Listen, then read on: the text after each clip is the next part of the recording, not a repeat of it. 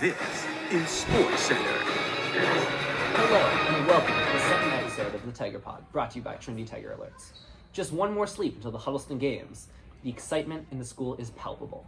I'm here with Sully. And Quadruple H. And I'm the Prez. Let's get into it.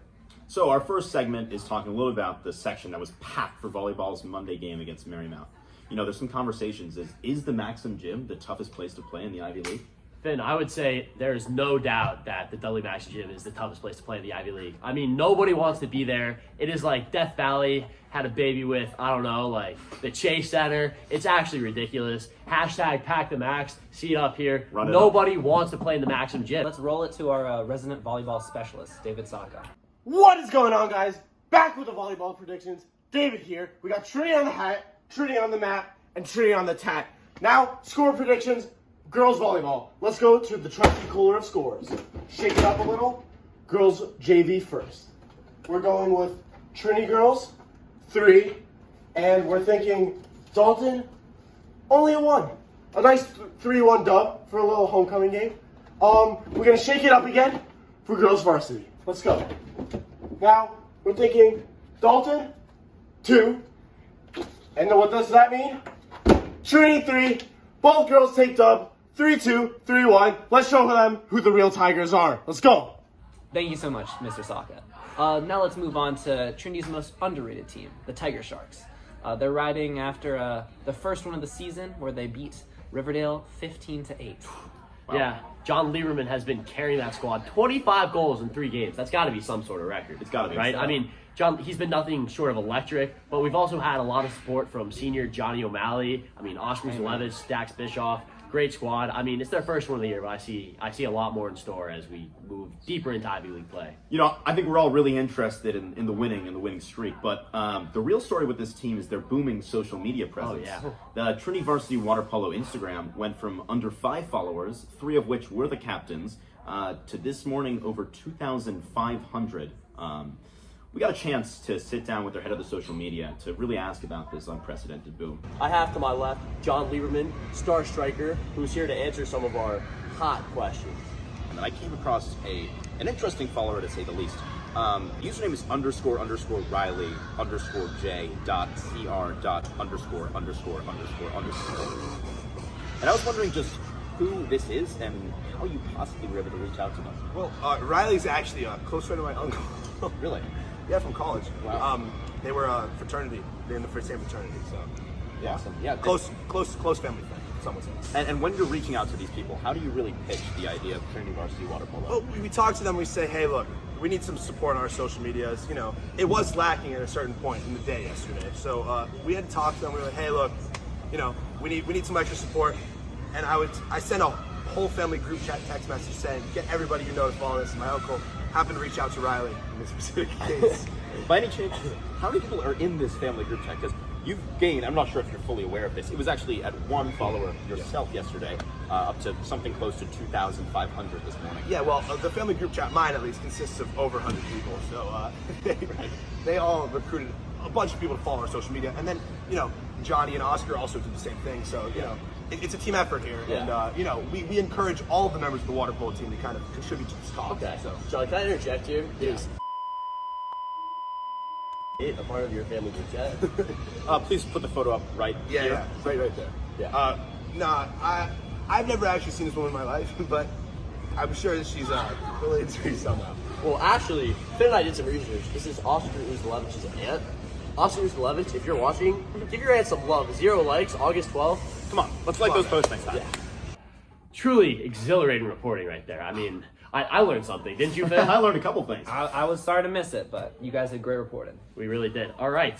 So moving on to boys cross country. I mean, I'm really lucky to be sitting here with Quasi H. You know, I don't know if you watched our last episode, but he called out Ronan Luff and claimed that he was dogless, and also talked a little bit about Brian Shaw not living up to his expectations. Well, I'm here to let you know that not only did Ronan Luff win the race, but Brian Shaw also defeated Harris Horowitz in the recent Invitational. I'm here with our XC expert, here to give Harris a little bit of a mention. Absolutely dogless. No dogs. No dog. Okay. You know what, man?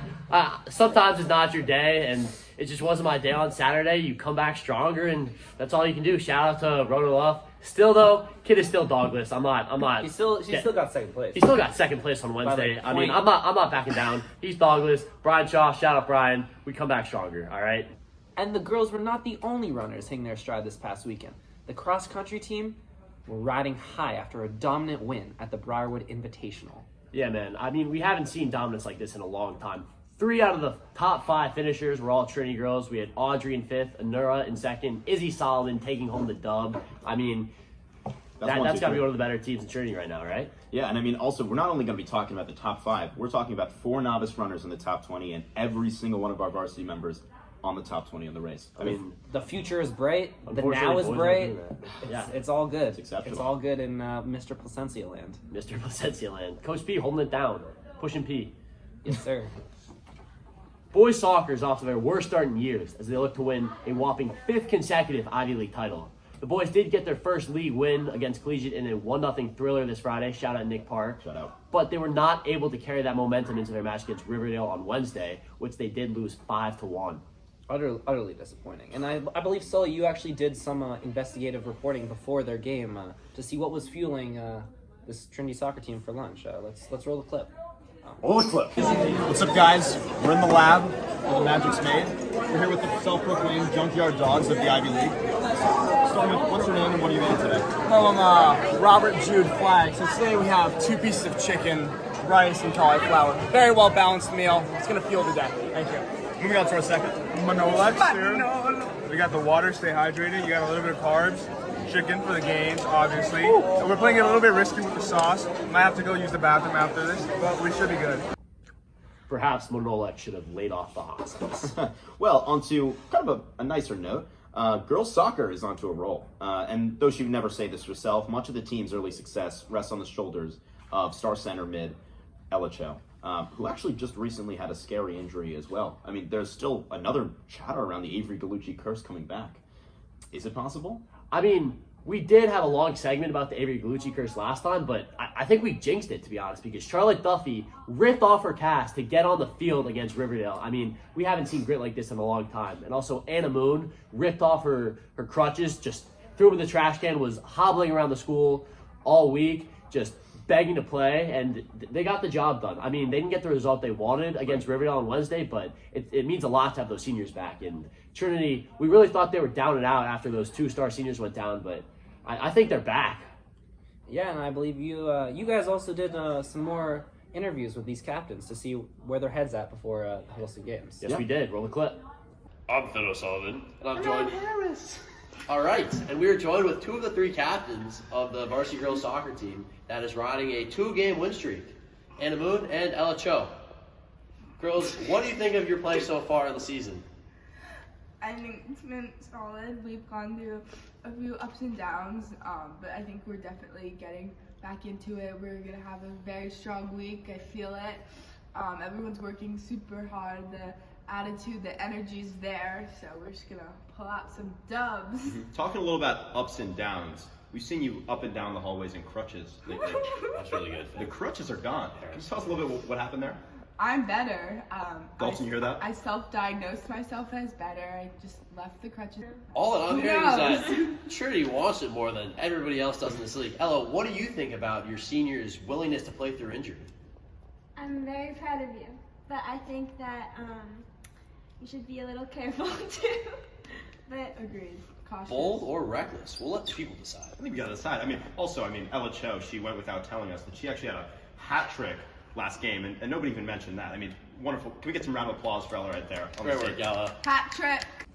All right, before we sign off, we have some important reminders before the 4th Annual Huddleston Games this Saturday. Quick reminder, tomorrow, big game against Dalton for volleyball. We have junior varsity starting at 4:15 in the Dalton gym across the Great Forest called Central Park. And then we have girls varsity volleyball playing at 5:45 at Dalton gym. We talked a little bit about Back the Max. Hashtag Back the Max. Let's back the Dalton gym. Exactly. Oh, not the Max, Dalton Gym. Okay. Anyways, how's your Kruger? Yes, and then on Saturday at Randall's Island, we got boys varsity starting off the day, 10:30. Field 85, followed by JV at 11:30, and girls varsity kicking it off at 12:30. All right, this has been the 2nd episode of Tiger Alerts on IGTV. We are signing off. Manola, Manola, Manola, Manola, Manola.